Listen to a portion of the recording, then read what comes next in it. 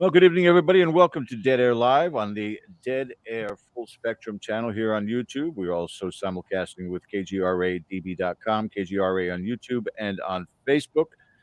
My name is George Lopez. With me, always, Mr. Ken DaCosta on our Sunday night show, 8 p.m. Eastern. Here we go, because we're going to have some fun tonight. I can't fake it. I hate Florida in the summer. I've been trying, Ken. I can't. I can't. It's muggy. It's heavy air. It's nasty as can be. In about another 2 or 3 weeks, because the sun will be up till about 9 o'clock at night, I'll have sun in my eyes coming through that window over there, right into my face, beaming right as I'm doing the show. Do you live in Florida or like Oslo someplace? It's the land of the midnight sun, or it does. The sun stays out till almost 9 o'clock at night when we get into the zenith of the summer. Yeah, and not to mention that too, but going back and forth, visiting with Pop as he's still doing his rehab at the hospital. I've been waking up between 4 and 6 in the morning every morning, and going to bed between 10 and 11. I'm grooming myself to be a weatherman in Florida. I got the perfect hours, and I hate weather. I hate it down here. There was such a storm last night. Hi, everybody in the chat, by the way. Good to see you all again. There's Ron in there and Maria. Hi, everybody. There was God threw, the good Lord threw an M80 in the sky during this storm last night. There was a flash of light out my window that looked like it was a square, and it took about 4 to 6 seconds for it to hit my house with such a shudder that all of the Venetian blinds moved in. That was the impact. It was the most. I expected today to hear something about an explosion here in my town, and it wasn't the case. It was just an extremely violent kickoff to tropical storm weather. It was crazy, Ken. How are things in Rhode Island? Hot, very warm. We had a nice warm weekend, if there is such a thing. So we've done our usual skipping through spring right into summer. So I believe this is going to result in some thunderstorms a little bit later. But hey, I say bring it, because I'm trying to grow a lawn here. So Mother Nature, help me out a little bit. So yeah, for the first time since you moved into the new location, we get to see foliage in the backyard. Have you changed rooms? Or is that always the room you're in? No, this is the deal here. And yeah, look at that window. I've got my stained glass ghost. Yeah, and I can see it. I can see it. Right there is my stained glass skeleton hand. Yeah. And right over there is a stained glass flying saucer, courtesy of my daughter-in-law's mom, who is very talented and just had an inspiration. Wait a minute. I thought you were just talking about you didn't clean your window. Let me see that again. Oh, there's some good stuff. We got a ghost. Oh. Right? We got a skeleton hand right there. We've got a flying saucer right there. And these things are just, that's just an alien cluster. That's nothing. And this is to decorate your set for the program. Yeah. And I've got, Ecto 1 here on hand. And, so that'll be making an appearance down the road a little bit. My God. Well. Yeah, I got all sorts of toys here, man, Yeah, well, yeah, I was wondering whether or not they just gave up after Halloween. Just left everything. Haunted 17th century nail. You got the nail there, yeah. And the feather. We had the feather on last week, right? Yeah, it looks like I'm in an OR room. It looks like these Drapes. over here Yeah. are separating like an ER, but those are actually closets. So No beeping sounds. But thank you guys for joining us tonight. We're gonna have a lot of fun. Looking forward to this. This was the mastermind idea of our Mr. Ken DaCosta with our guests going to be joining us tonight. Who is it again? John Stewart and Britney Spears. yes, Great. do it in He's Britney Spears. he's got the contacts. That's the important part to it. I saw the Britney SPE and got real excited, and then it was like, oh, okay, it's Spencer. Okay. Oh, well, even better I hate this autocorrect stuff. because she loves the paranormal, and that's what we want to get into discussion. Yeah. So Ken, why don't you tell everybody about your brainstorm for tonight? And you guys, here's a good part. A lot of participation from you this evening, also. Yeah, what we decided to do this week was in honor of David Letterman with his top 10 list. We talk about haunted locations, and of course, a lot of our guests talk about their experiences there. And you in chat from the places that you live all around the country and literally the world tell us a lot about your experiences and places that you visit. So we thought it might be fun tonight to actually come out with our top 10 lists of most haunted places in the world. Now, this is pretty subjective. The rules are there really aren't any rules. So these can be places that maybe we visited or that are on our bucket list, or maybe we've heard stories about that just compel us to want to learn more about it. So I am sure at some point you will be weighing in chat. Well, how about this and how about that? But we limited ourselves to 10, and it's difficult because it's a big world out there. But in looking at some of the lists that we came up with, some interesting places I'm sure you'll agree with, maybe you won't agree with. But again, it's very subjective, and feel free to weigh in on this. But our two guests that are going to be joining us tonight also did the same. So we're going to have a little fun with this tonight and tell you a little bit about it and make our case for these places, or a case against them, perhaps, whatever the case may be.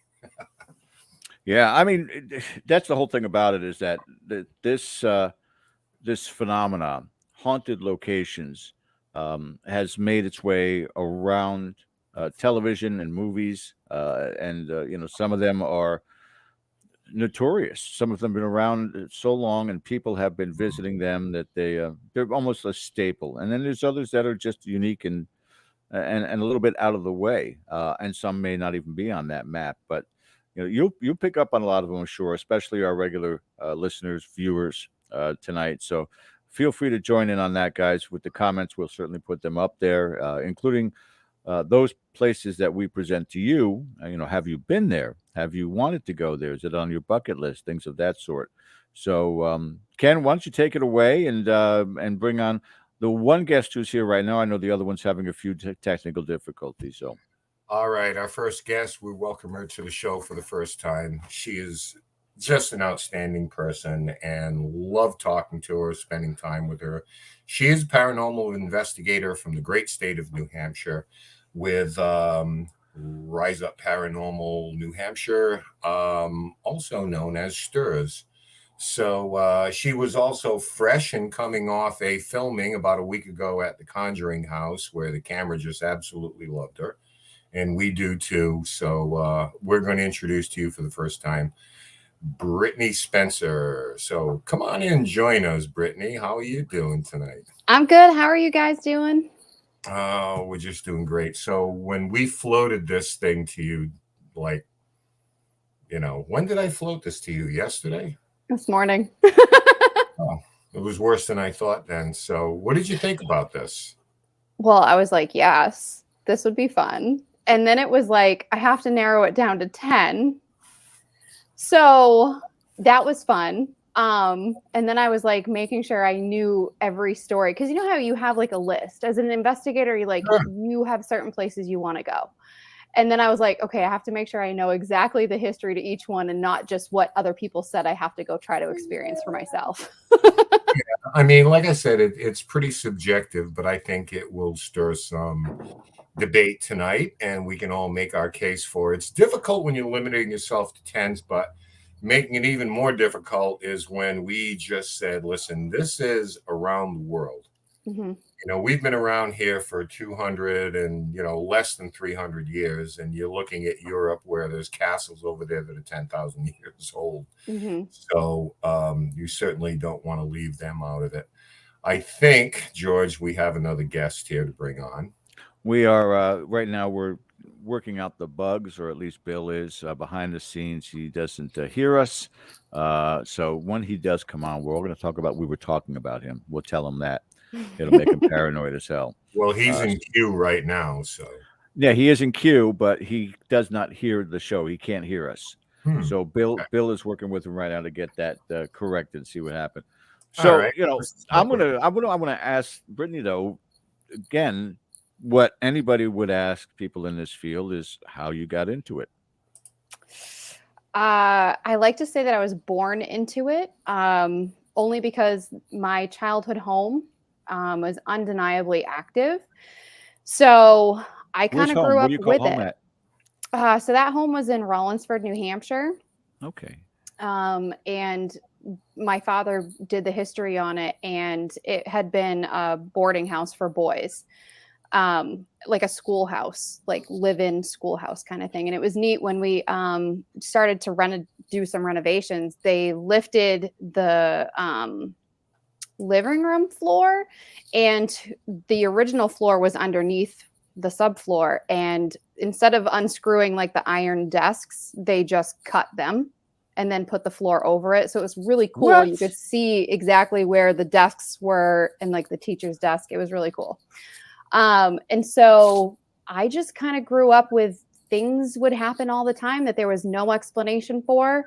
And it was really weird when we left that home because the next home felt empty. It was wild. So anyways, that's where my love of the paranormal came from, was just growing up in that house. And at that point, like you can't deny the things that are going on around you that you have zero explanation for. True. Yeah. Especially when they happen right in your backyard. So then you came over and joined us on the dark side. So. Yes. And I was like, I have to know everything. God help you, woman. God help you. History. So Ken, I guess our other guest is ready. He's joined us. Yeah. Now this is the second or third time around for our guest here. We're always very pleased to have him. He is a stand-up comedian, a media personality, a paranormal investigator, a hell of an American, and host of the wildly popular podcast, My Paranormal Story. So in looking at his list today, you can tell this is a guy who put some thought behind things too. So please welcome back to the show, Tom Stewart. Oh, thank you, Ken. Good to see you guys. All right. Hi, George. Hi, Brittany. I was reading all your lips earlier, so I knew everything you said. That's interesting. He's on to us. No, sorry I'm late. Every time I come on your show, my computer crashes. There's some sort of a paranormal thing going on, I think. Okay, yeah. Curse, maybe. You're sticking with it. If you want to die on that hill, that's fine. Ken, hold the show for me a second. I got to be right back. I'll be right back, guys. Okay, so folks, we were telling everybody a little bit about the parameters of this tonight. We didn't want to limit it to the continental United States, so we looked around the world, and of course, we know we haven't been to a lot of these places, everywhere from Europe to Asia to the continental states. So these are all pretty subjective, and I am sure people are going to weigh in and say, well, what about such and such, the Crybaby Bridge in Wisconsin or something like that. But, some of them may actually surprise you a little bit. Some of them are near and dear to us, places that we have visited before. But I wanted to ask you a little bit before George gets back here, because he's participating too. Tell us a little bit about podcast, Tom. That thing is taking off right now. Yeah, it's called My Paranormal Story.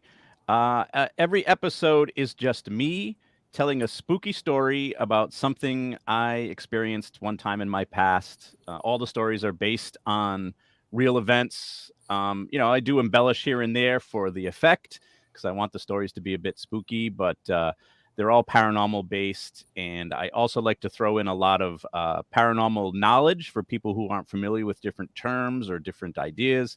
And just I just narrate a story with some spooky music. It's not your typical interview show or anything like that. I have guests, occasionally just doing a testimonial, but it's never a Q&A type of thing. It's basically just if you like sitting around a campfire and hearing spooky stories, that's what this podcast is. That's cool. Yeah, I've been doing something similar right here on Dead Air. I call it extremely strange. I come out and just tell some stories, not necessarily to happen to me, but just these things that you couldn't make up and just sort of the bizarre natural world. So you can find it. I had it up there on Apple, on Audible, and Amazon.com. It's called My Paranormal Story. Check it out. Full disclosure, Tom spent a number of years with Rise Up Paranormal when we first met. And since then, we've gone back out, got right back on the horse. And, I'm looking forward to revisiting some of those places, something that we'll be talking about down the road. But we always have a lot of fun, very proficient investigation, but we have a few laughs and we enjoy ourselves along the way. Nothing better than that. That's what it's about. I'm starting to believe 90% of the northeastern segment of the United States worked for Rise Up Paranormal at one time or another. Yeah, well, we right here have the four corners of the continental United States right here. And then we have George in Florida. That's right. Yep.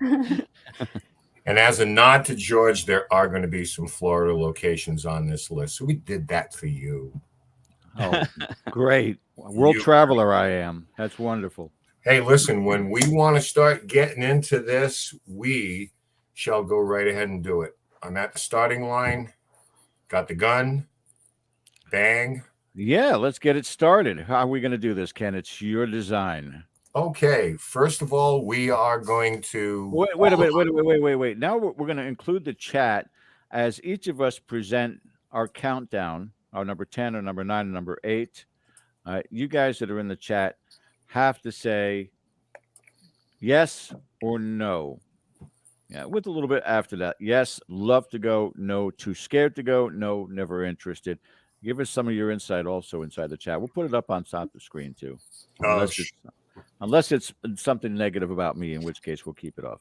Okay, that's fine. We're censoring you tonight. All right, so how we're going to do this, we are all going to give our list in ascending order, starting at number 10. And Brittany, if you want to kick us off, please do. Your number 10. Right. So for my number 10, I probably did a personal one on this only because we share a bloodline, Lizzie and I. So my number 10 was Maplecroft in Fall River, Massachusetts. It's where Lisbeth lived out the rest of her life after the acquittal of the can you hear me? Yeah. You just okay, good. Yeah. So it just started to downpour and thunder and lightning here. So yes, that's where Elizabeth decided to live out the rest of her life after the acquittal of her parents' murders. Yeah, what I really enjoy about that, I have been to the house maybe 3 times, investigated there twice, and what I really respected about it was that when she got her inheritance, after they sold 2nd Street and she got her dad's inheritance, she was kind of ostracized by polite society in Fall River, the upper crust. And where this house is a section of Fall River where the Fussy live, who had shunned her, but she always wanted a house there. And she went ahead and bought this one and plunked herself smack dab in the middle of all these snooty people and just, gave them the middle finger, and I'm living there. So regardless of how you felt about anything that had to do with her, I kind of respected the idea that that's a pretty ballsy move. Yeah, it definitely, like, she sounds like my kind of woman in that respect. Well, I can definitely tell you that what we've left there with and documented, you are definitely on the right track there, because in some ways I thought it was more active than the bed and breakfast, to be quite honest with you. I'd love to get in there someday. I have not been myself, but it's on my list. Me too. So we'll move on to Tom. Tom. I've always wanted to go to Maplecroft too, and it's like you can, it's right down the road from me, but still haven't been. And Lisbeth was a huge animal lover. I loved that about her. Yeah. So my number 10, I know we were saying haunted places, and this wouldn't be a typical ghosts and spirits type of place, but I went with the Skinwalker Ranch.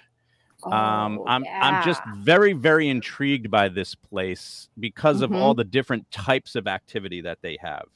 And no one's really sure what's going on there, because it could be so many different things, because they have everything from cryptids to aliens. You know, they have animal mutilations. People have gotten strange injuries out there. Electronics do a lot of wacky things out there. Anytime rich people and the government are interested in something, you know there's something going on there, right? So that's why it's up there for me. I don't know what to think of the place. Could it be aliens? Could it be elemental? Could it be some sort of a quantum physics thing going on? Maybe something natural in the ground? Like something's causing things to go on there. It's kind of like a Bermuda Triangle type of thing. We just don't understand it, but it's a very intriguing place to me. Yeah, it seems to be kind of like the perfect place for a list, because it encompasses so many forms of the paranormal. Because there have been cryptid sightings, as far as skinwalkers, as far as shapeshifters, UFO phenomena, ghostly phenomena. I mean, it kind of just fills that bucket right up, checks all the boxes off. Yeah, I mean, how would you love to spend a weekend out there just experiencing it all? It'd be pretty wild. Yeah, sign me up. To be honest, Tom, up until the time that you mentioned it, I thought it was a nudist colony outside of Orlando. Well, it's probably just as scary. Yeah, probably. Speaking of just outside Orlando, let's move on to George. George, you're number 10. My number 10 most haunted places in the world is in Orlando, Florida, and it is Disney World. And you know, again, that chuckle is justifiable, but at the same time, what I'm really thinking about with this place is the amount of energy since the time that it was constructed. The people who were there prior, meaning Native Americans, to where we wind up with injuries, disappearances. There's been, you know, urban legend with regards to this place, but just picture it for me, guys. Any one of you out there that have always wanted to go on an investigation or has been on an investigation, what the energy in this place must be like after dark, after those tens of thousands, hundreds of thousands of people go through that gate daily. And then they shut down all those locations, and you're able to walk through the haunted mansion, walk through or ride through It's a Small World without the sound on. I mean, there's going through the tunnels underneath the establishment. There have got to be certain areas down there that, without question, are creepy as hell. There may also be some sort of a non-disclosure agreement that you can't talk in those contexts when you're working at Disney, bringing things like that up, because it's the happiest place on earth. But there's got to be this underlying, with the ley lines that cross through Disney World also, there's got to be some energy that is stored in that area that pops up somehow, somewhere along the way. Yeah, and I think that they've had their shared tragedy there as well. Oh, yeah. And what could be worse than being in the happiest place on earth and then suddenly it all goes bad? You want to talk about instantaneous traumatic energy release. So yeah, where did Michael Jackson show up? That was Disney Land. Land. Yeah. Yeah. Okay, he was in L.A. He. I'll tell you what, George, I Yeah. actually, years ago when I was working at a radio station, we had to do we did a week down there broadcasting, and it was all these morning shows from around the country. And what they would do every night is they would close down one Disney park in Orlando, Mhm. and only the radio people were allowed in. So, Wow. we would be in one of these parks and there'd be like 2,000, 2,500 of us. That's it. And it was at night, and you would walk around and there'd be nobody near you. And it Yeah. was kind of spooky. And we would go in some of these attractions. We'd be the only ones in there. And it was very freaky. I'll tell you, it's a totally different park when it's empty and it's quiet and there's no other humans around and it's just you. And this was a while ago, but it was pretty crazy.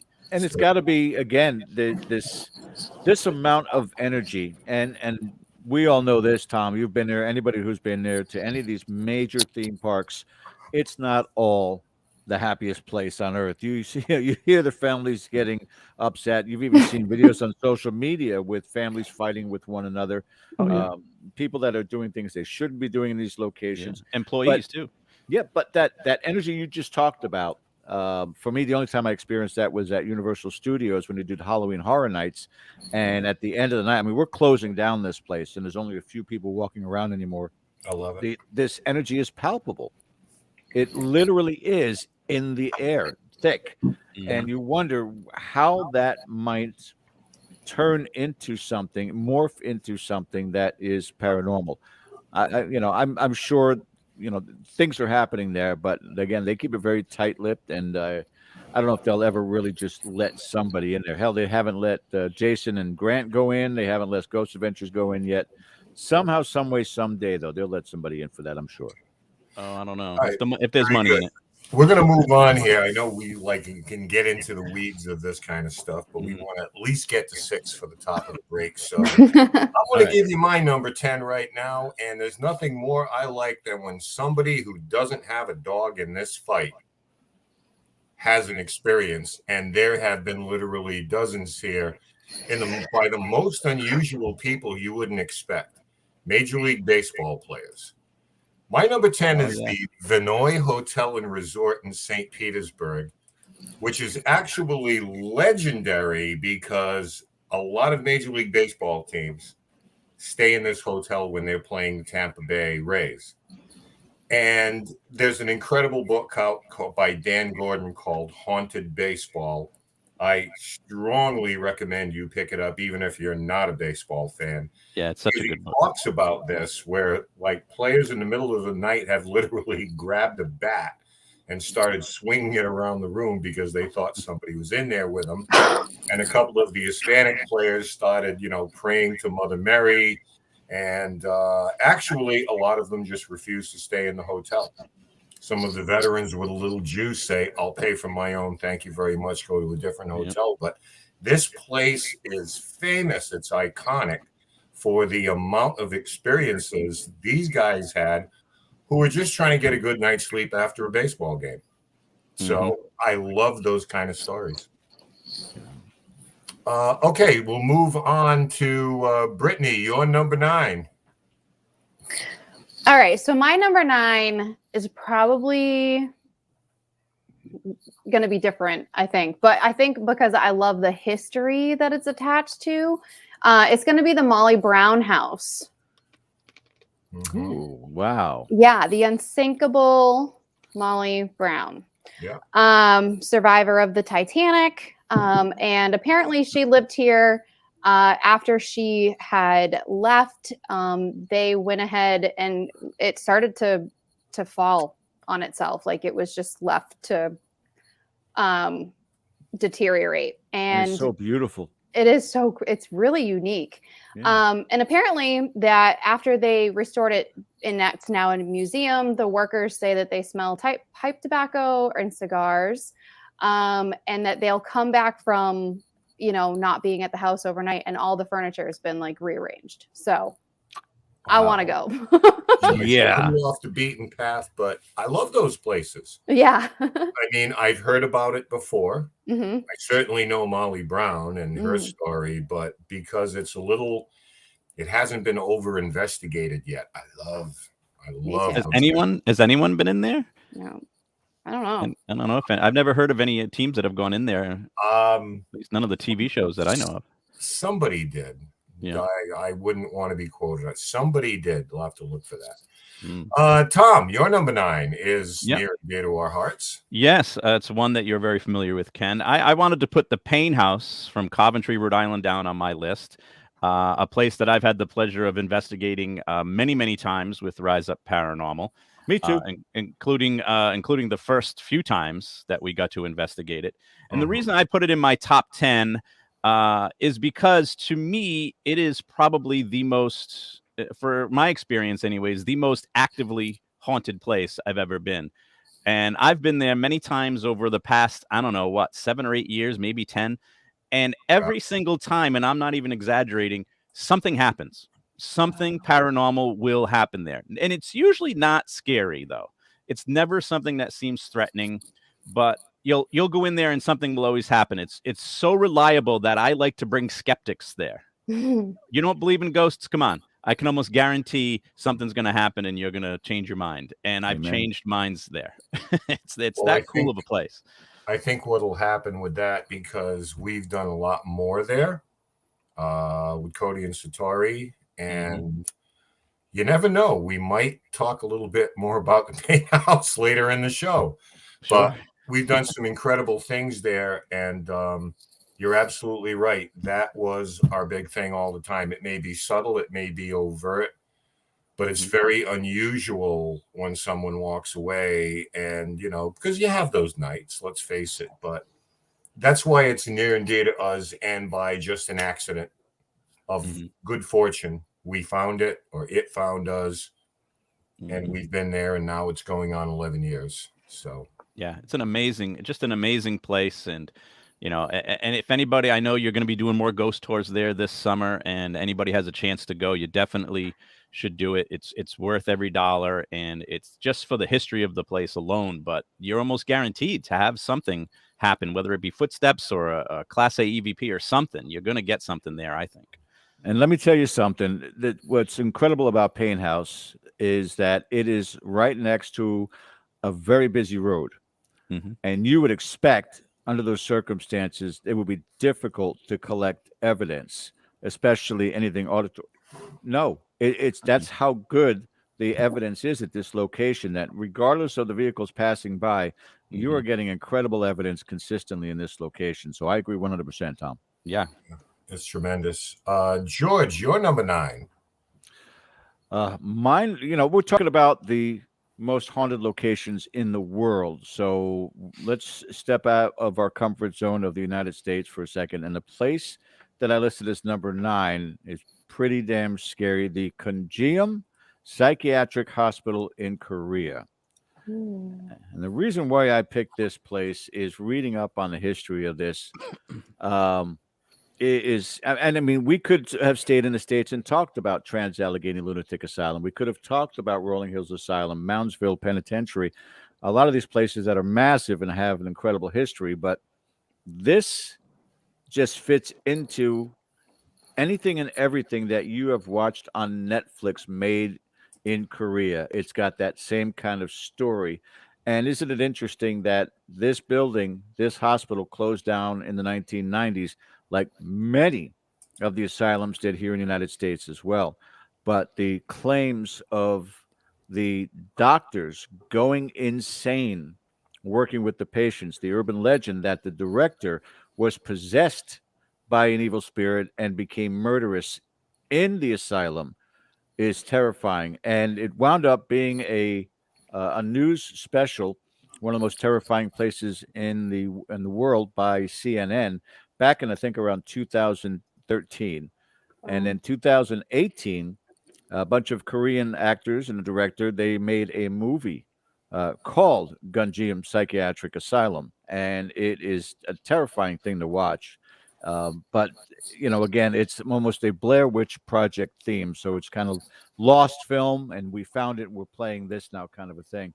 But this place, and I miss having the travel bug. I miss traveling abroad. I did so much of that years and years ago, especially when I was living in Europe. And I wish to get back to doing things like that. And this is one location I would really like to investigate. Well, you also have cultural spirits too. Oh yeah. You're talking Buddhism as opposed to Catholicism, Oh Christianity. yeah. Can you imagine You're again how talking, many things we hear about, Ken? India. India's always got something going on there. Terrifying. And that's the land of 1,000 gods. So my God. well, I think Asia is going to be pretty prominent at some point. My number 9, I'm going across the pond as well. It is Mary King's Close in Edinburgh, Scotland. Now, what is amazing about this place, and obviously it just looks ominous just looking at it. It is opened up to tourists, but during the Black Plague, they literally built the city of Edinburgh on top of this and basically consigned these people to the underground. So there wasn't much daylight. I mean, in this particular place, there are literally shops. It is a city that they built on top of to isolate and quarantine from people who had the Black Plague. Wow. So it is extremely ominous, incredibly tragic stories, as you can imagine. There were people who maybe didn't have the plague, but because they were required to stay here, eventually would catch it, because they just cordoned them off. I suppose the most famous ghost is the footsteps of Mr. Boots, is what they call him. A heavy, heavy, heavy heel to toe, marching around the place. And Mary King's Close, going way back to Haunted History and some of those great shows that were on 15 years ago, 20 years ago, when they really delved into the background of these places. Mary King's Close stuck out in my mind. And it is said to this day to be extremely haunted. It is open to the public. They run guided tours through there, which sometimes takes a little away from it, but it's become a historic landmark, so it's inevitable. Moving on to number 8, Brittany, your number 8, please. This is a familiar one. Yeah. I picked Penhurst.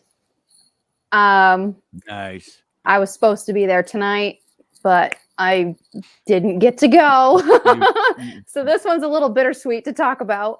But She canceled it to come on our show, Ken. Yes. That's amazing.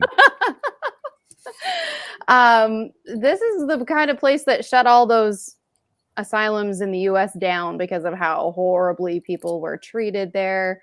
It's reported that the staff would remove teeth from the inmates that would bite other inmates, but it's also said that grown adults didn't know how to speak because they were never spoken to, and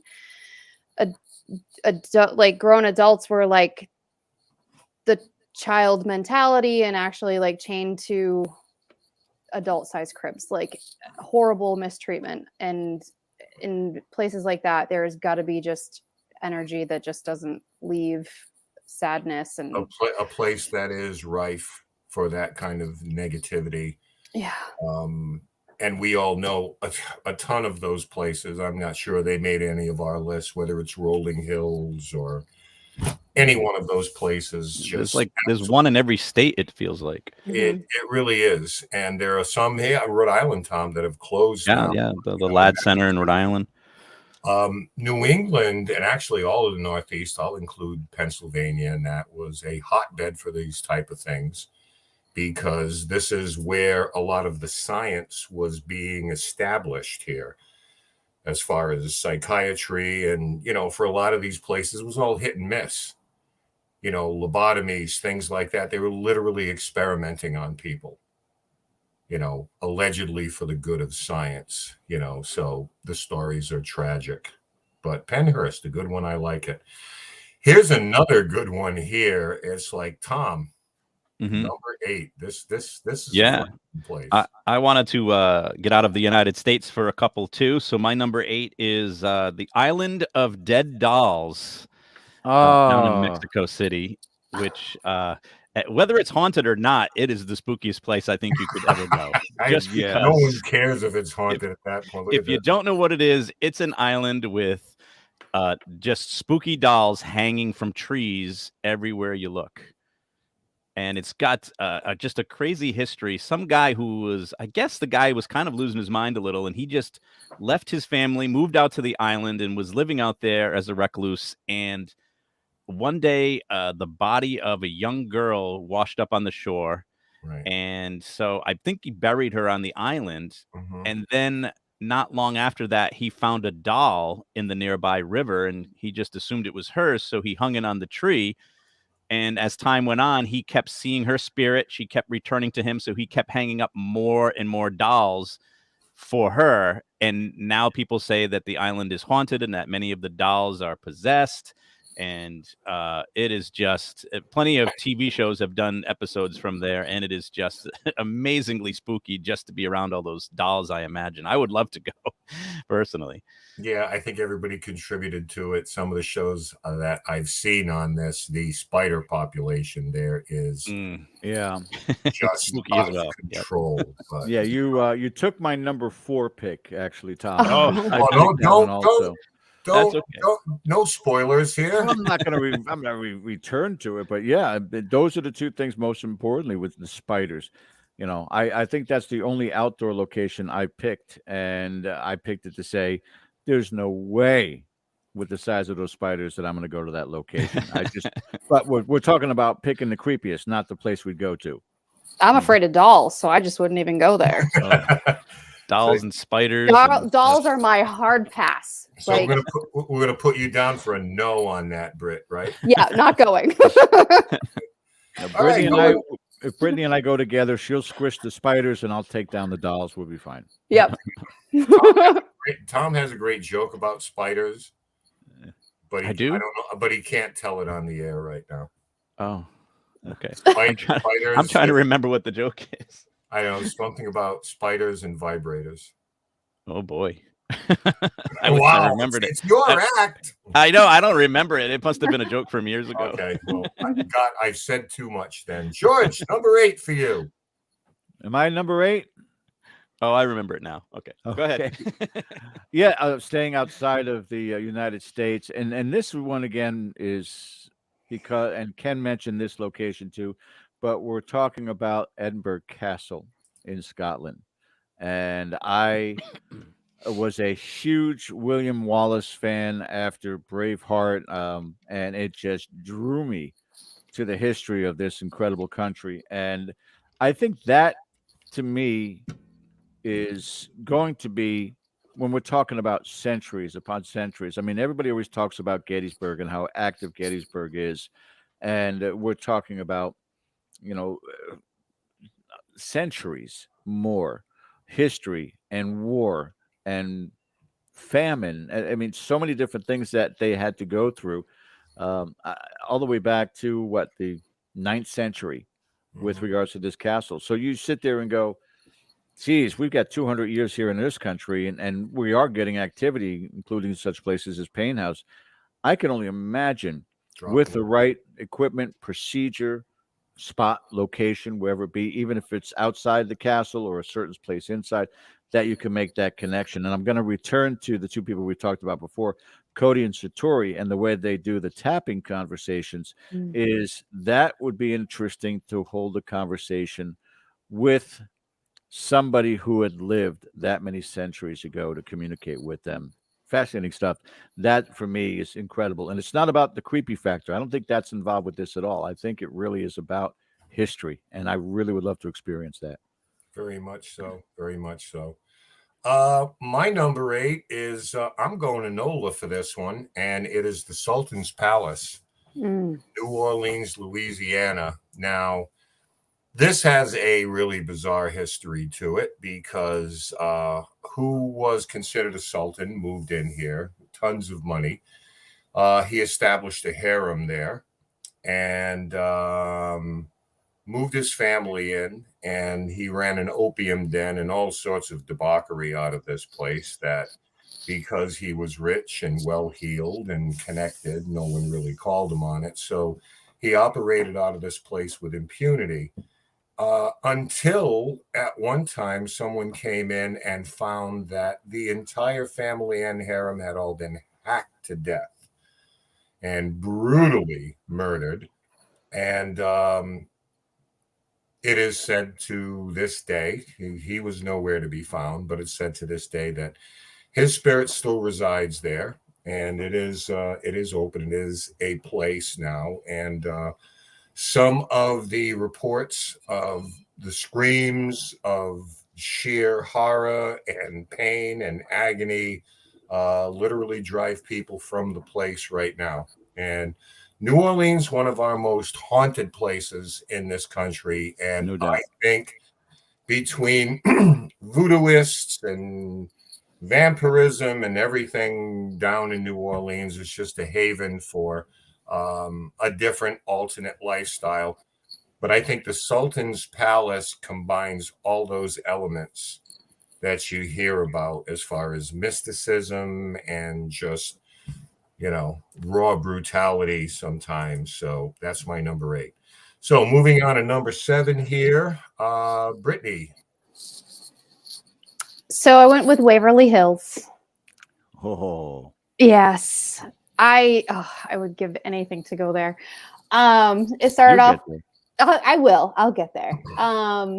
Started off as a treatment facility for tuberculosis with only 2 floors for about 50 people, and then ended up being this massive 5-floor building. In 1926, they made it bigger because they needed more room for the people. But it's said that they tried some pretty out-of-the-box treatments for tuberculosis, including purposely collapsing lungs and removing ribs. There's reported over 6,000 deaths, so many that they averaged about 1 an hour. And so they converted the construction hall into the body chute so that they wouldn't, the other patients wouldn't see how many people were leaving. So, yeah, and Waverly Hills is another one of these places where science was practiced, but the staff themselves, there were tragedies, there were things, the staff, I think, were probably so overwhelmed and so depressed that this is where the stories of the staff taking their own lives, because they would eventually also catch tuberculosis, and where a lot of those stories come from. So Waverly Hills, I'm sure, is at top of everybody's list. Okay, we're coming up on the hour, so we'll move it along now. Tom, you're number 7. Yes. All right. We lost Brittany. We lost Brittany. Hope it wasn't a lightning strike. Yeah. It's possible. So my number 7, I'm going to go international again, and let's see if I can say it properly. Aokigahara Forest. Oh yeah, in Japan. It's a forest. They call it the Suicide Forest. It's at the base of Mount Fuji, and it's a place where hundreds of people have gone, and they'll set up a tent. They'll set up a little campground for themselves, and then they commit suicide there. And no one is sure why it is that place they do it. Is the forest causing them to do it, or are they going there and doing it and causing this forest to be haunted? It's obviously got to be filled with many distressed spirits. And it's just such an unusual place. And I think it's one of those places that needs to be investigated more. Is there some sort of a natural phenomenon we're not aware of that's affecting people nearby? I don't know. Is it a quantum physics thing, but it's just so abnormal and just so creepy that you walk in there and you just know that so many people took their own lives right there in this forest for some reason, and you just don't know why. So many. So, I mean, I guess there was a book written, a fictional novel by a Japanese author that detailed I think somebody's using a chainsaw, like I've got a Texas Chainsaw Massacre or something, where somebody committed suicide, and the book became so popular that people started living this whole thing out. Because I know that there are signs posted there that warn people or try to discourage them from going in and committing suicide, But I just heard something on that the other day. It's bizarre, where people run yarn in case they change their mind, they can follow the yarn back. Yeah. You go into the forest and see some yarn or a ribbon. That's right. And it's still there. If you follow that, there's a good chance that you'll find a dead body at the end of it. Yeah. So, and when families have a family member who goes missing, that's like the first place they go to look. It's, I don't know, it may be like a psychosomatic type of a thing, sort of like the Golden Gate Bridge. It's like the place people go to when they feel the most desperate, something like that. All right, George, let's move on to your number 7, sir. Yes, and I think Ken, I would say about this last one that Tom picked, that location is probably extremely strange. Yes, I think so too. But then aren't we all? Cheap plug. Yeah, this one here also, and had I been in investigating of the paranormal field when I had been down there, on probably 2 or 3 different occasions, I would have visited this particular spot. But we're talking about Rose Hall in Jamaica, and Rose Hall in Jamaica has been on many. That's it. How did that happen? Producer Jamaica, Scotland. Yeah. Go ahead, carry on. All right. But in this particular location, it has been on many different programs about the history, the brutality, the White Witch, who was actually the ghost of Annie Palmer. And there are tales of horrific torture of the slaves on this plantation in Jamaica. I had a good friend of mine who was from Jamaica, Ricky, who told me that he had been out there and had actually seen the White Witch. And this is where we talk about giving our list of the most haunted places in the world. I would speculate again, the pain, the anguish, the suffering, the emotional ups and downs of a place like that. It's got to be a consistently active location, and you take on top of that urban legend about a curse bestowed on that property. And there's some 6,000 different places you can visit on this plantation. It's massive, but in this particular place, there has got to be constant activity in that spot. I'd love to go visit that for sure. And the former home of Johnny Cash. That's right. Because he wrote the song about her, correct? That is correct. Incredible. All right, let's get to move this along. My number 7 is, I don't know about haunted, but this has got to be one of the most freaky places on earth. The Paris Catacombs. Oh, yeah. In Paris, France. Now, if you look at all of those are, yes, skulls and bones that make up the walls, literally. Tens and tens and tens of thousands. And I think everybody might have saw that, found Blair Witch footage type thing from a few years back where somebody dropped a camera and ran. And allegedly they never found them, So you make of that what you will. But in reading up on this place, it is just incredibly bizarre. It's not a place for the faint of heart. There have been reports of people who hear voices down there, who have been touched, the usual type of thing. But just the bizarre nature of this is just one that, I don't know, maybe you'd almost like to check it out as sort of like that kind of dark sort of, I'll go, but go in pairs by all means. Didn't they used to do rituals and such down there as well? Oh, yeah, absolutely. Just the very idea that this is how you make a crypt. It's like, I got it out of people's bones. and getting to the bones, and that's a whole different story. How they, Yeah, I tried to watch that mockumentary. I think that was more horrifying than the actual catacombs themselves.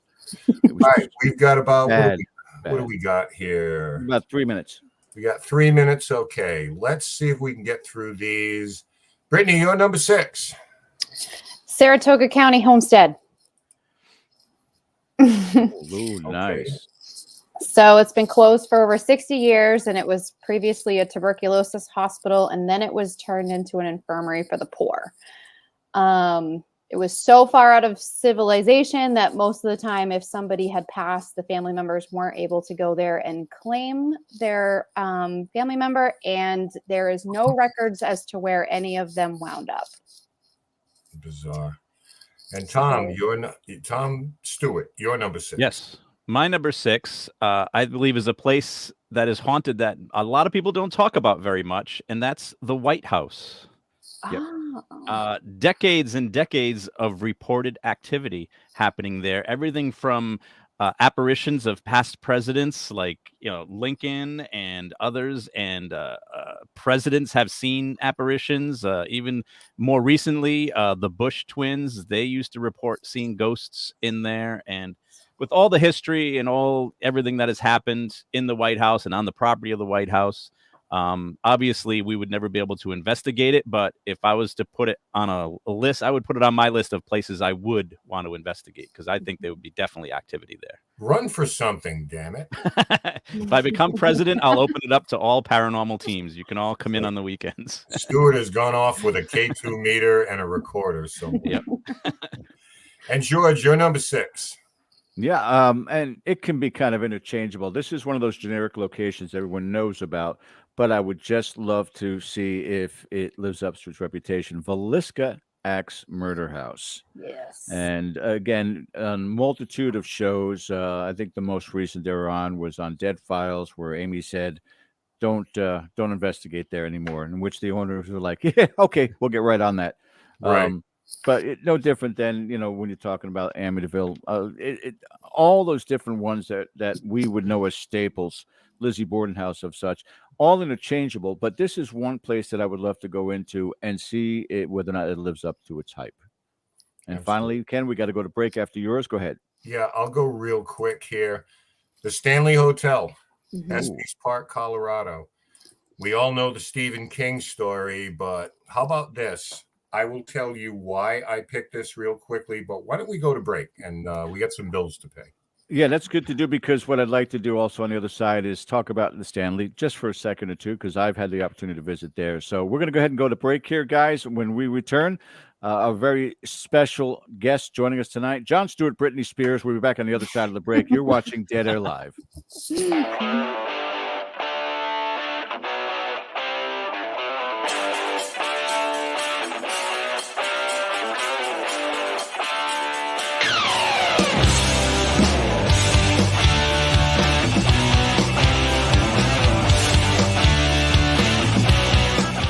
Hey members, the new KGRA DB app is now available on iOS and Android devices. Gain on-demand access to any KGRA DB programming. Download any show directly to your mobile device to listen or watch on the go. Go to the App Store and search KGRA DB. Scrolling all day, time can disappear. Wanna make it count? Why not volunteer? Posting pics of your food, that takes up time. Time, you've got time to binge all of season 9, though it got so bad. Time, you got time. We're gonna grow back and be the same browse you had. Just a few hours to keep families from harm. Help us end home fires, but sound the alarm. Volunteer for a day to install free smoke alarms in your community. Discover the Observation Deck to theobservationdk.com. You're listening to the KGRA Digital Broadcasting Network. We provide unparalleled coverage of trending news in the world of ufology, cryptozoology, and paranormal phenomenon. Whether you're watching our video live stream or listening to one of our audio programs, You are getting the best from world-renowned researchers and hosts, guiding you through topics the mainstream won't touch. Miss one of your favorite programs? No problem. Head over to the members area at kgradb.com for access to our massive library of award-winning content. Make contact, stay connected, only at kgradb.com.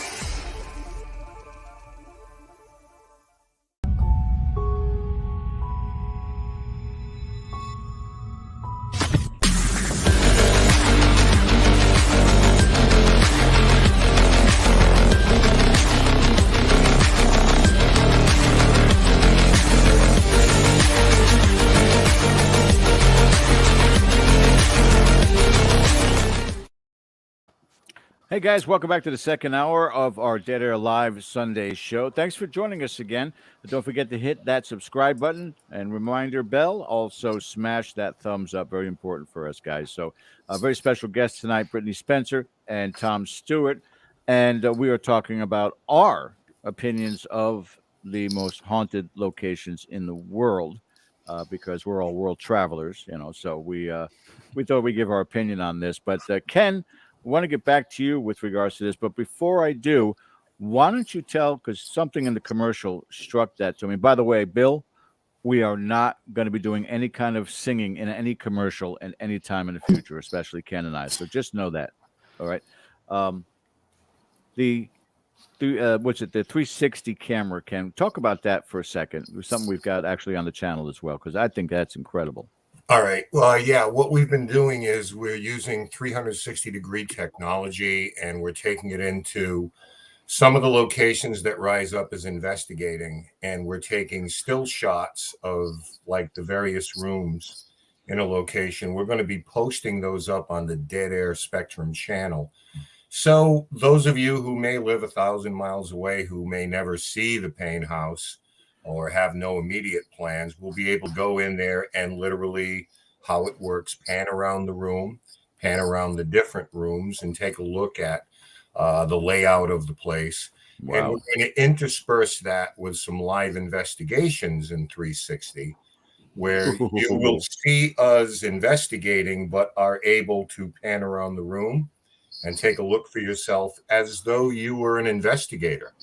If we hear a noise over to our right, you can go back before we hear it, pan over and see if you see something. So we're using that to our advantage. And those of you who have Oculus technology, even better, because you can put that on, stand in the middle of your living room, and literally walk around the Pain House.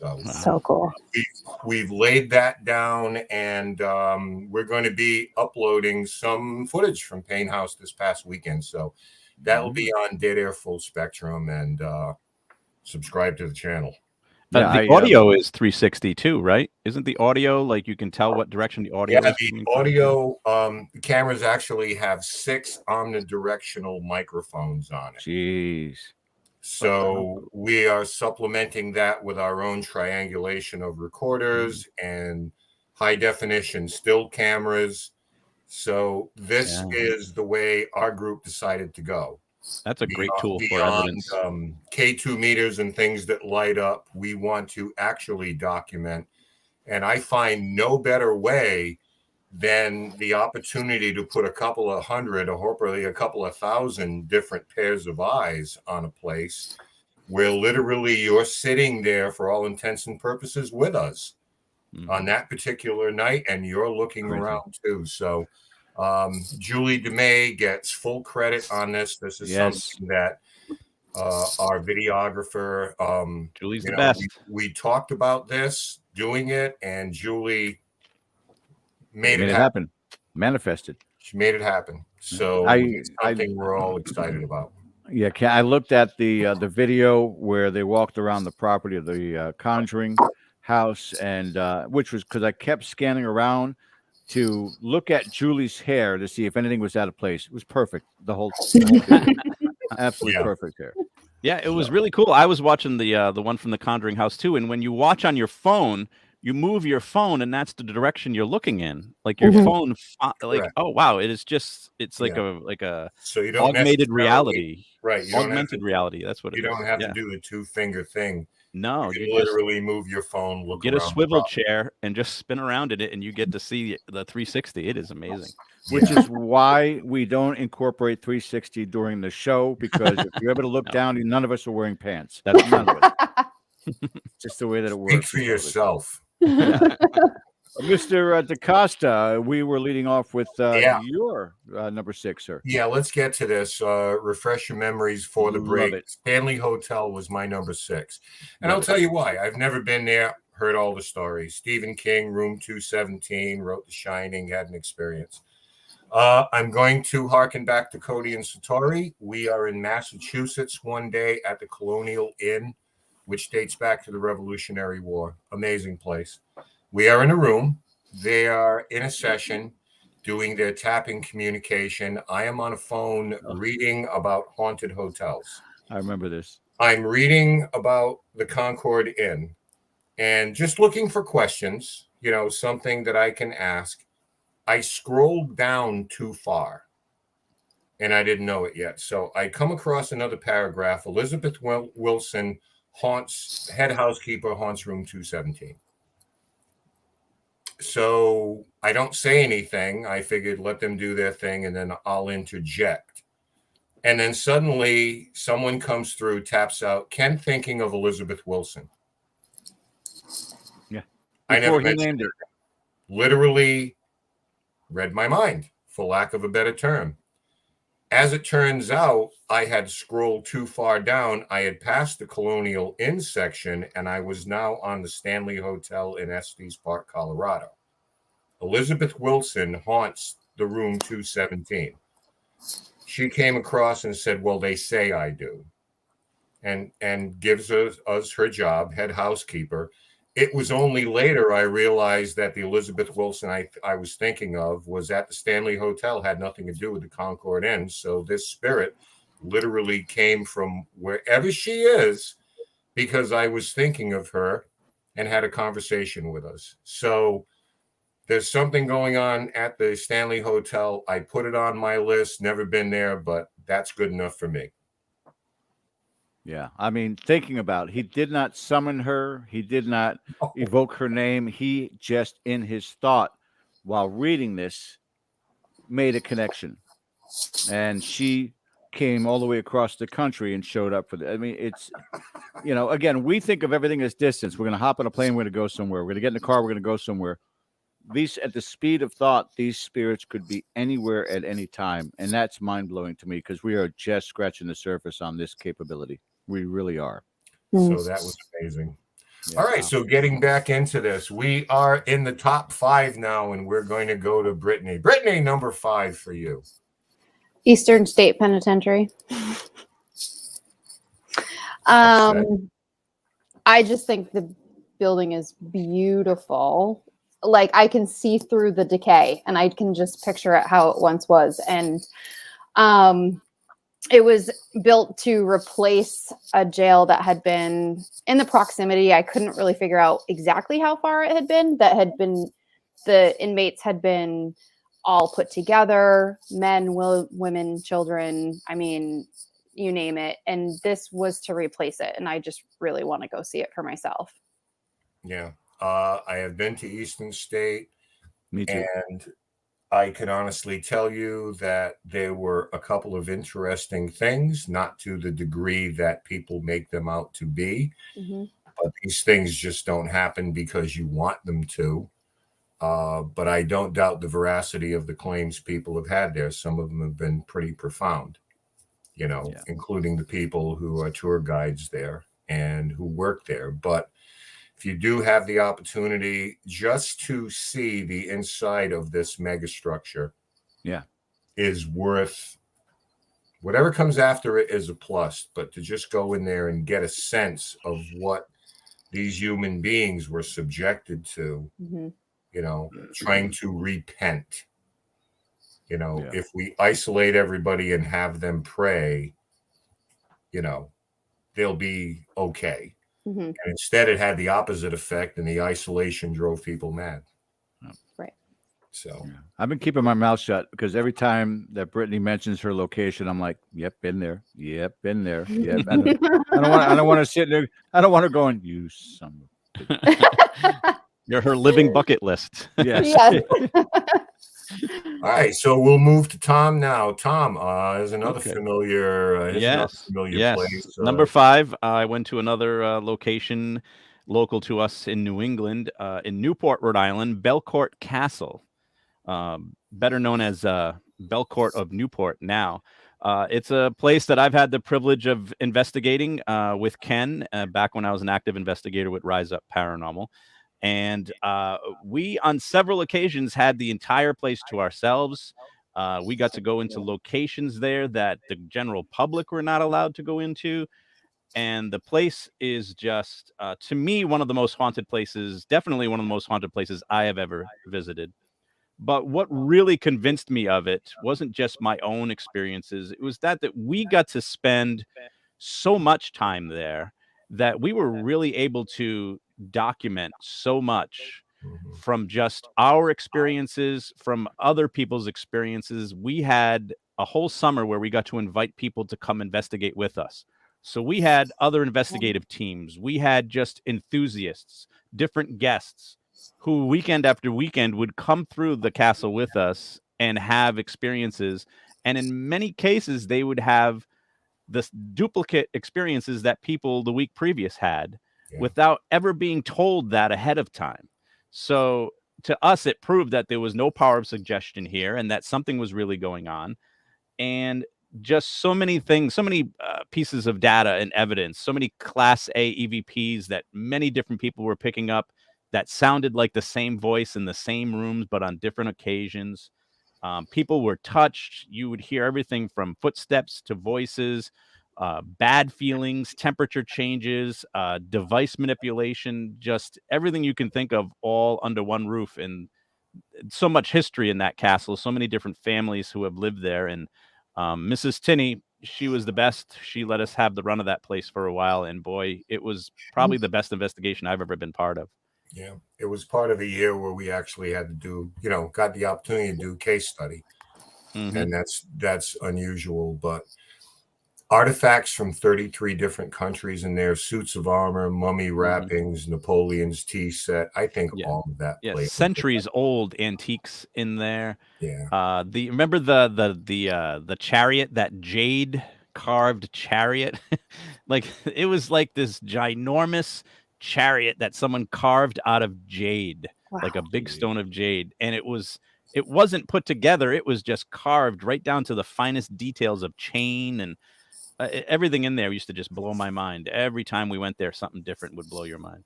Because they could. Yeah. Yeah. George, number 5, interesting one. Yeah, some of mine are unobtainable because of geography. They're too far away. I would love to be able to have the kind of finances to pick up and say, I'm going to go to Edinburgh, Scotland, or I'm going to go to Korea. This one is also far away, but also obtainable because it's not a place, and understandably out of respect, that they don't really allow for paranormal investigations yet. And I'm talking about the Mighty Mo, the USS Missouri, which is now retired in Pearl Harbor. And you want to talk about an iconic part of history, everything from the Japan surrendering on the deck to the battles that it had been through. This is a monumental, I guess, testimony to ingenuity, to the heroism of those soldiers that were on board fighting. But we've talked about so many other locations as far as military locations, the battleships that are out there that people could go and investigate, to a place like the Queen Mary. There is something that is kind of mystic about these seafaring vessels that are kind of intriguing unto itself. But again, as much as I love history, as much as I love the American history about war, this is one that I would love to go and see whether or not we could make contact with prior soldiers from those decks and the decks below. Yeah, incredible. vessel. Incredible piece of engineering. My number 5, back to the United States, Bachelor's Grove Cemetery, Midlothian, Illinois. Now, the picture that you're seeing right here was taken by a woman named Fultz, I believe, back in the 80s using infrared film. And obviously, you see a woman sitting on a monument that I believe was memorializing a child. It was their tombstone. So a lot of people allege that this was the mother looking for her child. Iconic photo. But Bachelor's Grove is so much more than that, because the people that I know and trust out in Chicago who spent a lot of time at this talk about some amazing things. Bachelor's Grove had a swamp there that was a mob dumping ground. And, the ghosts of those who had been disposed of or whacked still haunt the area. A house has appeared as people walk through with the lights on, and people think nothing of it. It's like, wow, weird place for a house, but I guess somebody lives here. Electricity, everything. On the way back, there is no house where they saw one. They see apparitions of anything from like a horse-drawn carriage sinking into the swamp. Just some really bizarre things, anomalous lights, voices, shadows. So I'm going to put Bachelor's Grove on my definite top 5 haunted cemeteries. I mean, I'm not a big haunted cemetery guy, but there are some exceptions to this, and Bachelor's Grove is one of those. So it definitely makes my top 5. Nice. And as we move into this, Brittany, back to you. We're on 4, right?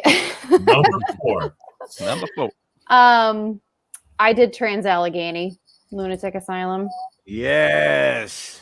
So what I think is like just the most odd thing is that it is said to sit on 666 acres. Yes, that's correct. It was built for 250 people and at one point housed over 2,600 patients. And those patients could have dementia or bipolar. It didn't necessarily mean, what we consider today. No, they committed some people for excessive masturbating, and I'm not joking. They put people in there and children in there for the craziest reasons. Have you been there yet? No. I have. Tom and I are out on parole right now. Somebody had to say it, Tom. That's okay. You can do it. Your show. Yeah. Just Ken, put the picture back up again for a second of Trans-Allegheny, so I can give an idea to Brittany. That building there, as you see, that's the main building. It is a full mile of investigative space. Wow. That's I gotta get there. floors. Yeah. Each wing on the bottom is 1/8 of a mile to the right, 1/8 to the left, times 4. And that's a full mile of investigative space. And you have to, just pulling up to the front of this building is absolutely awe-inspiring. It is an incredibly huge place and yet very, very active. I've been there 3 times. I love it. I'm going to get there. I'll get there. Sorry. It's okay. It's all right. Another one George stole from you. I just need to go live George's life. Tom, this is your number 4 is an interesting one, and I hope I read this right. Well, we'll see when the graphic comes up. But I went with kind of something generic here. I went with hospitals, just hospitals in general, modern day hospitals or older hospitals. To me, I have always felt that if you're going to find a place that's as close to the threshold of the other side, it would be a hospital. It's where people come into this world and where people exit this world. There's often lots of pain, lots of emotion, all those different energies all in one place. And I have consulted several different nurses from different hospitals who have many claims of paranormal activity happening to them while they're at work. And sometimes it follows them home. And to me, obviously, it would be a nearly impossible situation to investigate an active hospital today. Right. But when they do close down and they become abandoned, they're usually one of the hot spots for investigative teams to go to. So I would think that while they're active, it's probably more of a paranormal experience when it's going on. And In times I've spent in hospitals, and the nurses normally, because I'm pretty open with it, they get a kick out of when I tell them, well, I have kind of a weird hobby, and I tell them what we do.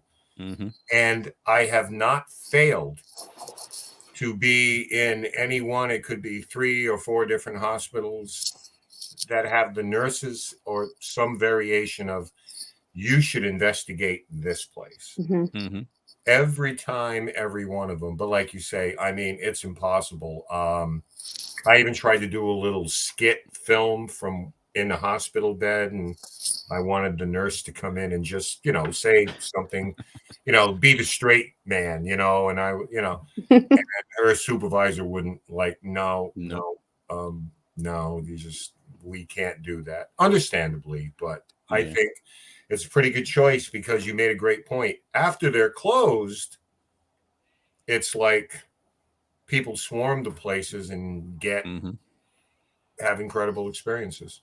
I wonder too, and Ken, it's kind of a question for you as well, but as Tom's bringing this up with regards to hospitals, again, I've spent the last 5.5 weeks, going on 6 weeks, every single day in the hospital while my dad is recovering from a broken hip and other complications. But these nurses are the epitome of routine.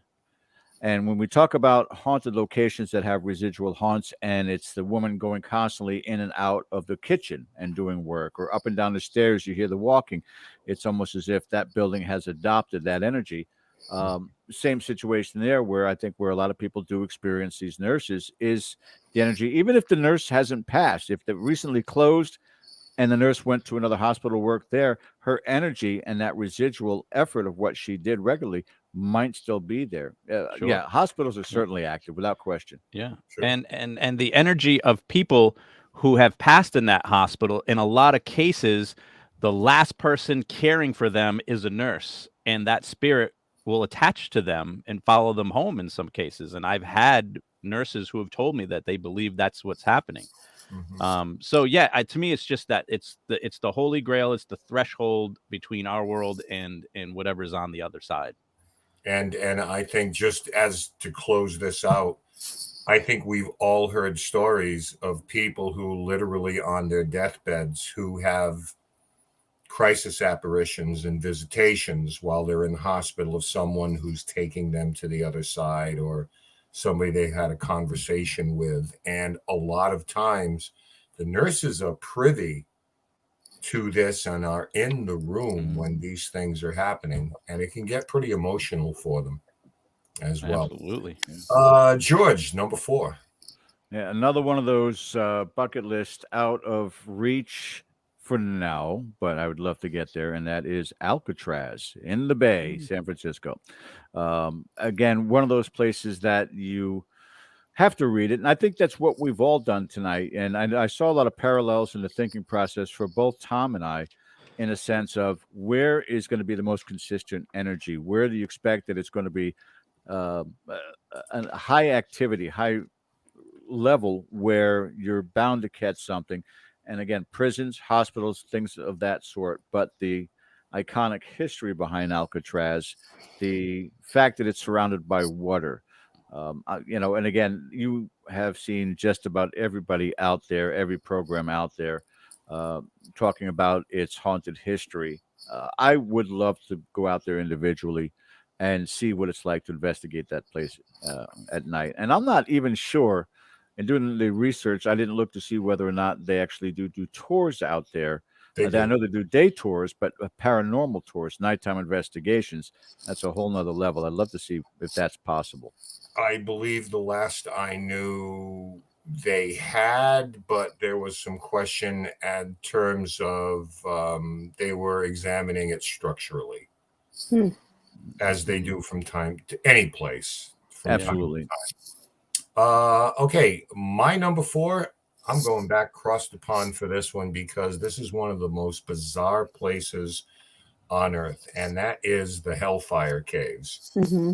Buckinghamshire, England. Now, this was a place where very prominent, rich, accomplished gentlemen would get together and practice occultism and related debauchery in the privacy of these chambers in this particular place. And some unspeakable things went on down there. But, you know, hey, we're talking about Aleister Crowley's world. So these were proponents and followers. And I suppose the most famous ghost story is a young woman who was the victim of a prank by some young men who wrote her a letter confessing their admiration and love to her, a secret admirer.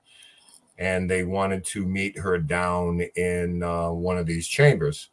So she put on her finest dress and went down there. I mean, this, you know, obviously sounds like a legend, but and then they jumped out and taunted her, and she began to throw rocks at them because she was upset. They threw rocks back. One hit her. She fell and killed her. And it said, stop me if you've heard this one before, but she's known as the Woman in White who haunts the Hellfire Caves, but certainly not the only one. And people I know that have gone to this place just report it to be as eerie as what it sounds. Light phenomena, torches like lights, fire coming on that as you get closer, there is no torch there, things like that. So I think one of the real places of mystery on Earth. Okay, moving into the top three. The floor is yours, Brittany. I picked Randolph County Infirmary. I think the story of Doris Addington is what draws me to it. She was sent to live there after her mother's passing, the oldest of 6 kids. But because she was too old for adoption, her family was adopted out. She remained there, actually worked there for decades. Her father wound up being, at some point, I'm not sure, it was not, the history was a little bit dicey if he was there when the mom passed or if he came in after. But she wound up suffering from a nervous breakdown after witnessing her father pass away in the living area, like the common living areas of the place. And she, part of that nervous breakdown was she went temporarily blind for a little while. Jeez. Yeah. And it said that she is still very active in the kitchen. So I really want to go there. Nice. I don't blame you. And Tom, number 3. Yes, number 3. Well, we're getting into like the Mount Rushmore of haunted places now. So for my number 3, I went with the Queen Mary. You know, the gray ghost out in California. Every ghost TV show has been there pretty much. And the history of it, of course, an ocean liner became a transport for soldiers during World War II, and a floating hotel, and it's got everything you want pretty much for a haunted location. And it's got apparitions, and it's got, you know, that one special room that's supposed to be very haunted that nobody could stay in. Now you can, apparently.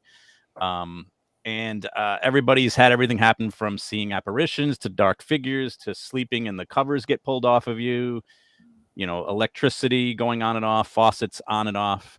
And just about everybody who goes in there looking for activity seems to find it. So it's, to me, got to be one of the definitely most haunted places. It's on my bucket list. I don't know if that means George has been there or not. But it would definitely be on my bucket list. I've been to California a few times, but I never made it out to the Queen Mary. So maybe next trip.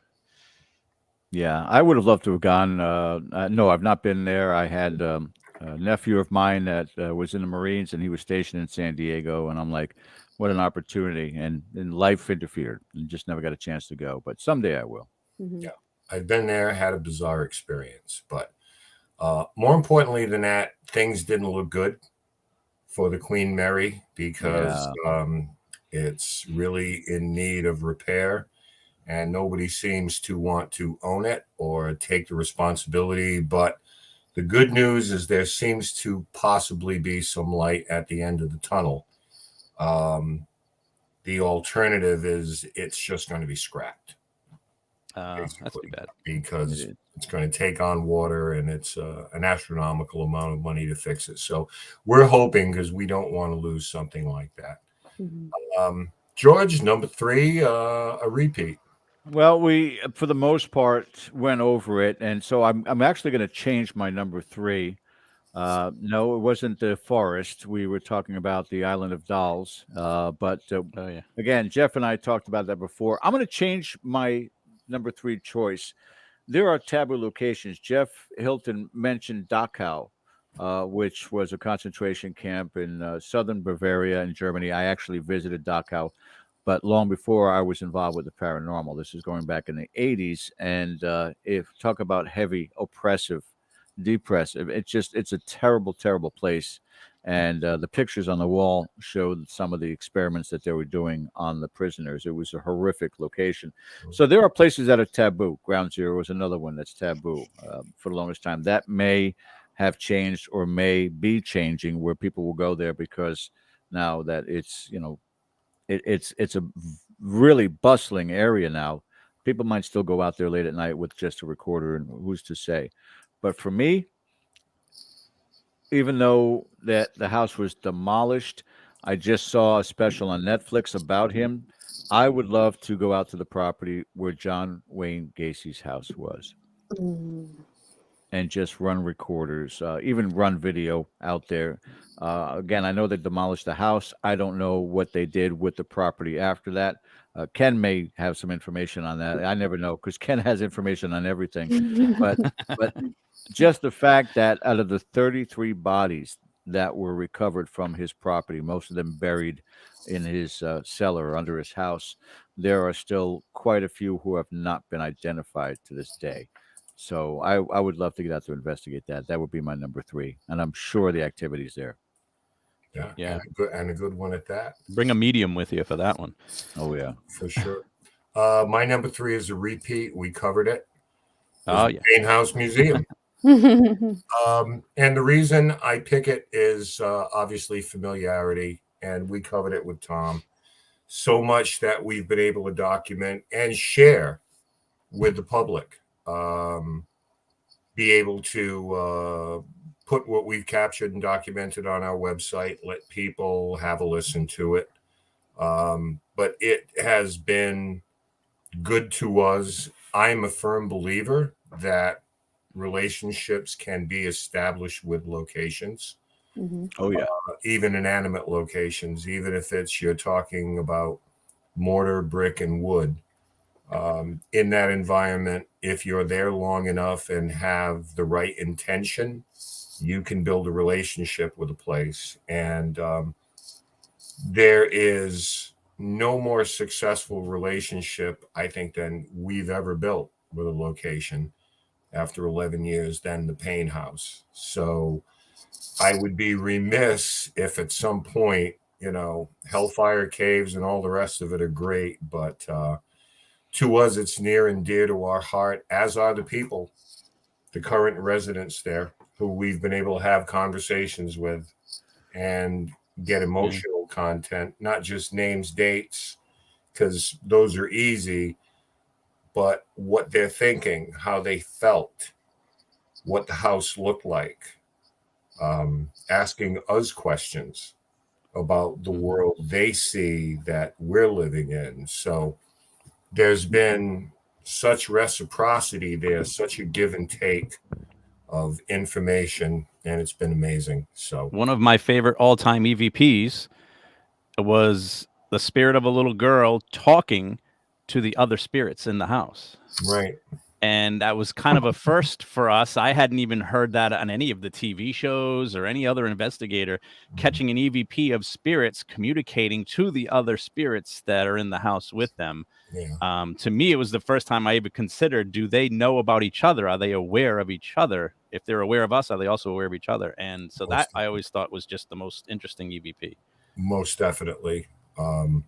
Yeah, that was featured on my ghost story before it became my orb story.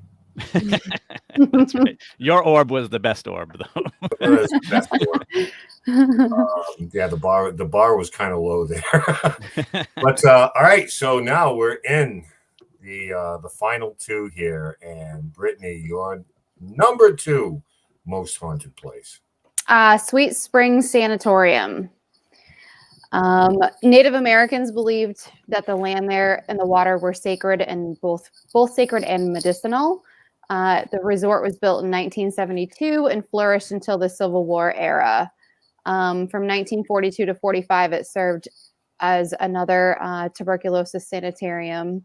And then later in its history, from 1991 to 96, it was turned into a substance abuse facility.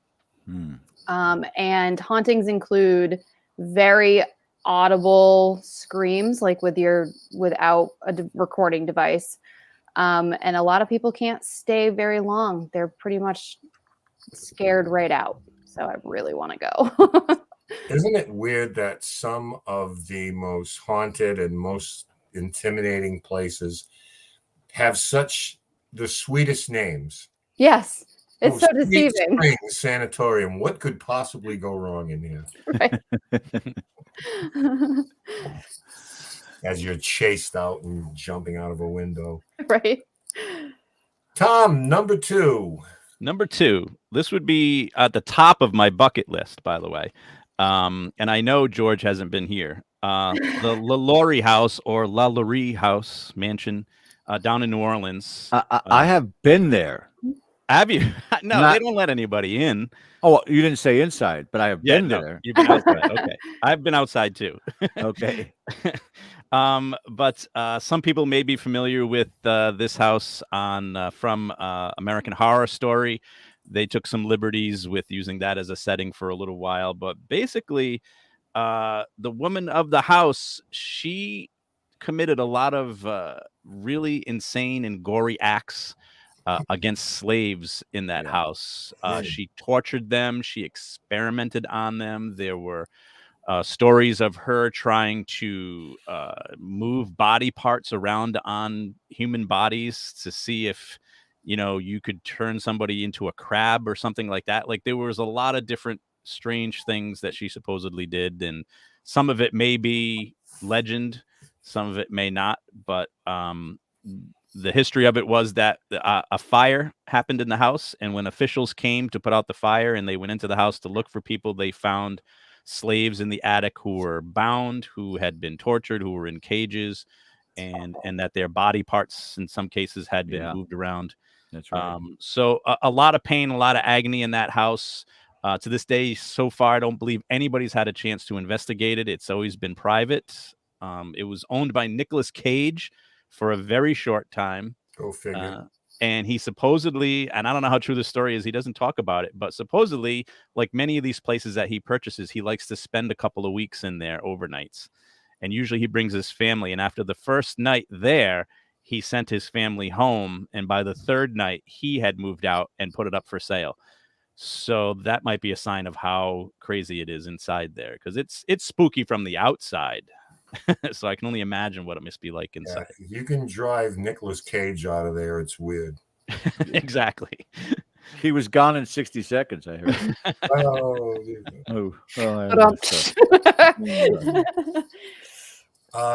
George, near and dear to your heart is your number 2.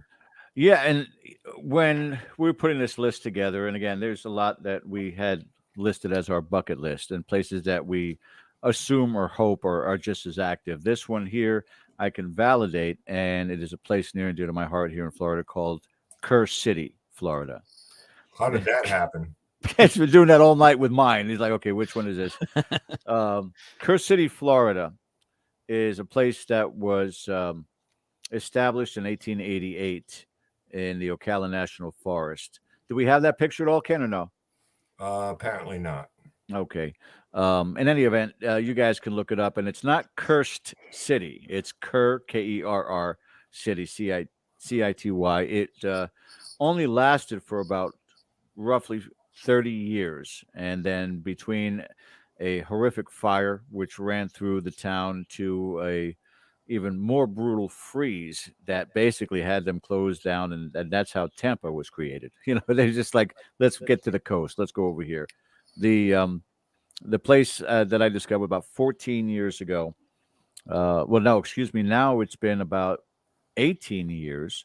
But for God knows how many years, we were going there on a regular basis, 2, 3 times a year. And we were, as you were talking about, Tom and Ken, talking about building that rapport with the spirits, we were doing the same thing with some iconic dialogue and rapport with Lily and the nurse that was there also, and her name escapes me right now because it's been so long, Alana.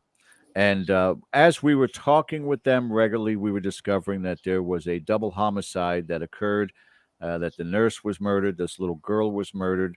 And between using basic digital audio recorders all the way to Spirit Box to mediums coming in to psychic Nancy and Matt's doing a remote view to the location while we were doing an on-air show, it's just amazing. But then something happened in this location where it turned dark. And in the last 4 years that I went there, I only went 4 times because that's when I started having these night terrors happening to me. And a lot of it were visuals related to this location. And we had gone and discovered that somebody in the father's home, which was one of the buildings we normally would go into, we called it the father's home. Somebody disrespected it. They were smoking on the second floor of an all-wood house. Their cigarette ashtray was a styrofoam cup, which one of the cigarettes burnt through and could have lit that whole house on fire. That's Twin Oaks. That's the home base that we would be at whenever we would investigate. And that was also a haunted location. On the second floor, those 2 top windows, we always heard footsteps and children upstairs all the time. But the place itself is just unbelievably haunted with a horrible story and a continued history as the layers of this onion continue to be peeled back.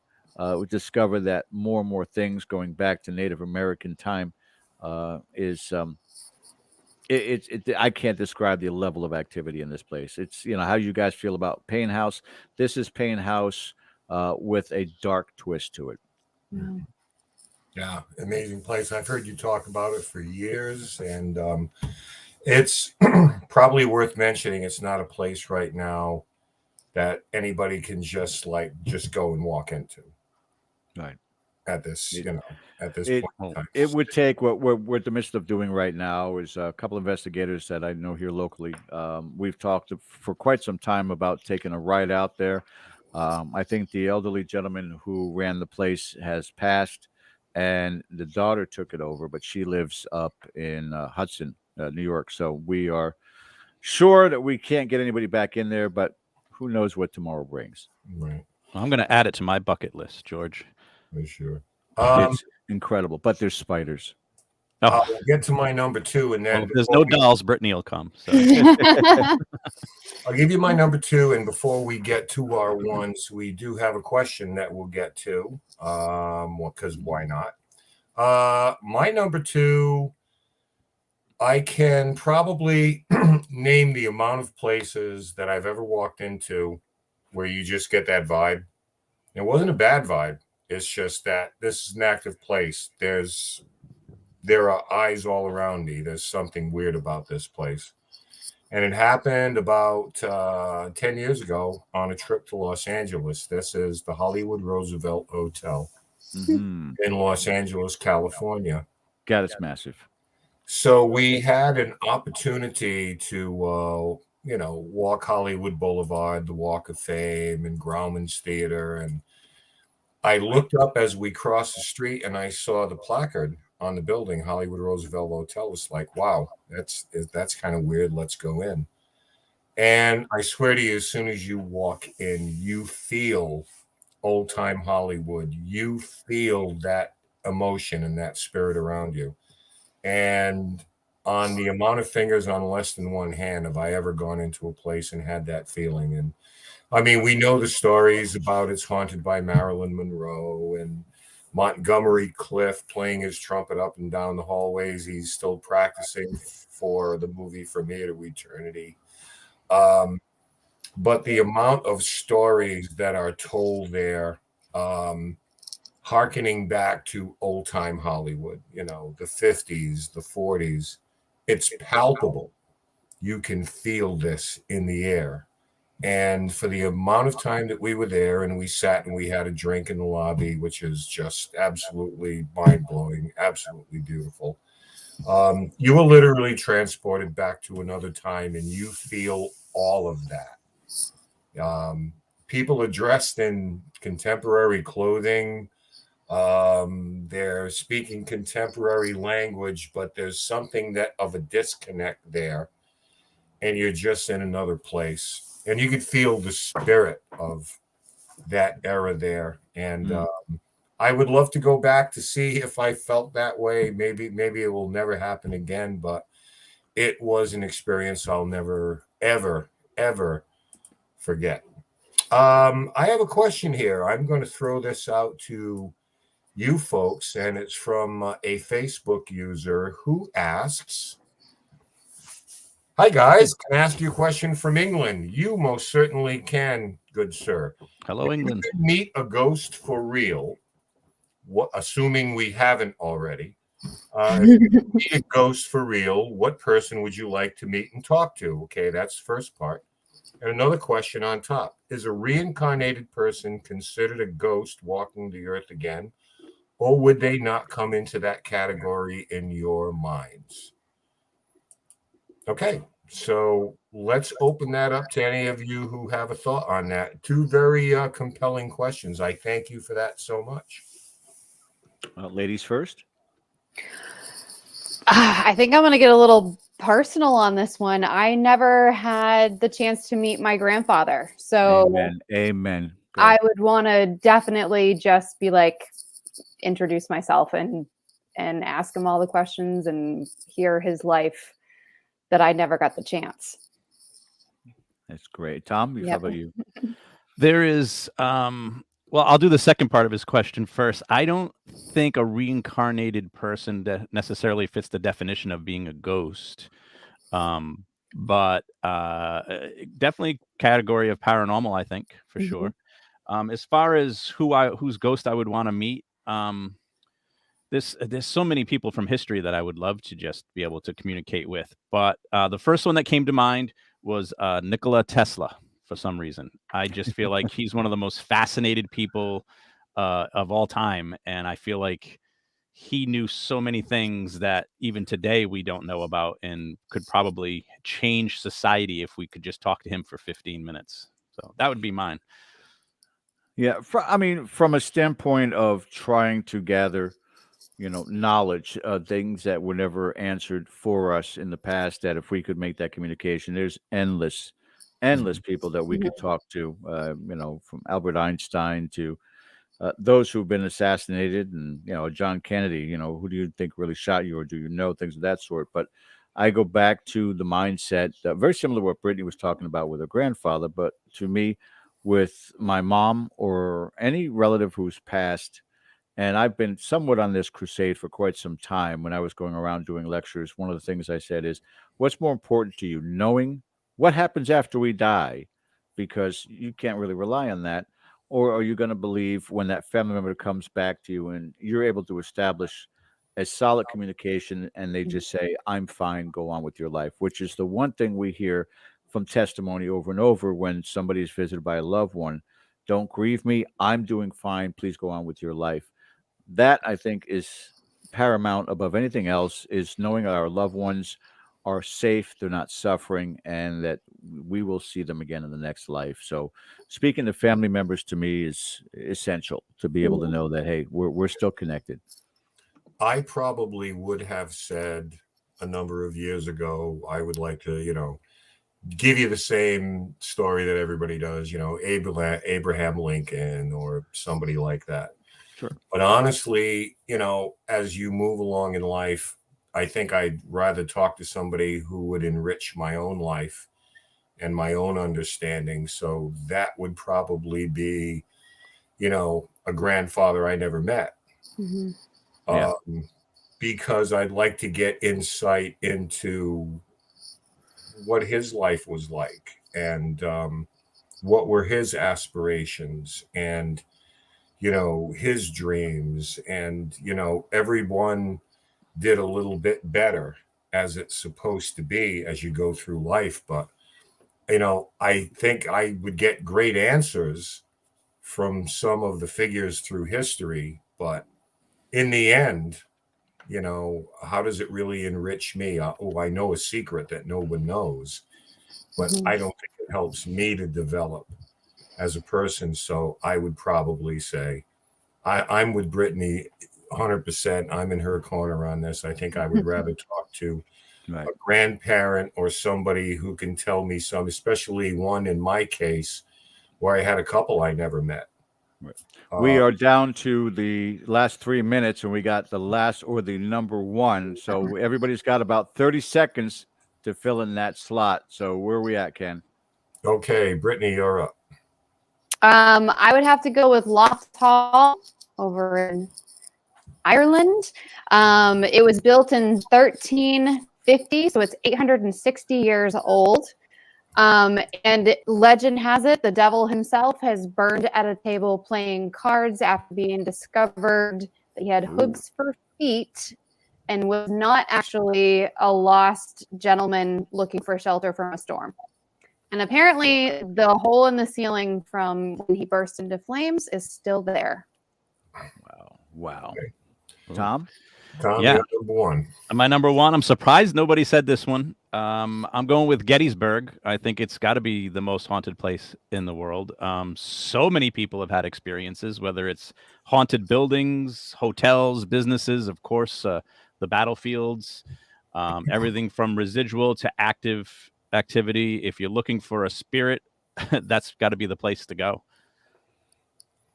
And George, number one on your hit parade.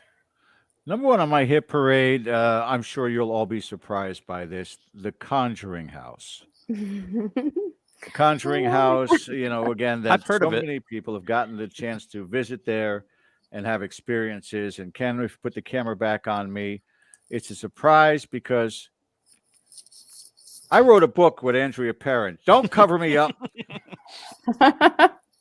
Hey, George, I And just want to point out I've been there I've never been like to the 5 or 6 Conjuring times. House. I hate you. She got you. She got you in the end. And Ken, close us out. Okay. My number one haunted place in the world, and you can fight me on this, is Greyfriars Cemetery, Edinburgh, Scotland. Home of Bloody Mackenzie, a judge who condemned people to torturous punishments, and a place actually where people were under such physical attack in going into this cemetery, doing tours and so forth, that the city of Edinburgh literally had to close them down to tours because people were coming out of there with some substantial physical injuries. And I honestly believe if you're talking about a place that's haunted, you're talking about a place that would beat the crap out of you. Yeah. So that is it, guys. I mean, we've run out of time. It went by so quickly. And do me a favor, Brittany and Tom, don't stay with us. Don't hang up. But we are going to end the show at this point in time. For you guys that were watching, you're responding to it. Everybody seemed to really enjoy this kind of topic. We could do more of these as well after the show. There's the comment section below the video. After you click the subscribe and the thumbs up, give us places that you would like us to talk about, or give us those places that you wish we had mentioned in tonight's show. But I want to thank our very special guests tonight, Tom Stewart and Britney Spencer. Guys, thank you so much. We'll be back next week at the same time. Until then, have a great week, guys. Thanks for watching. Good night. Thanks, guys.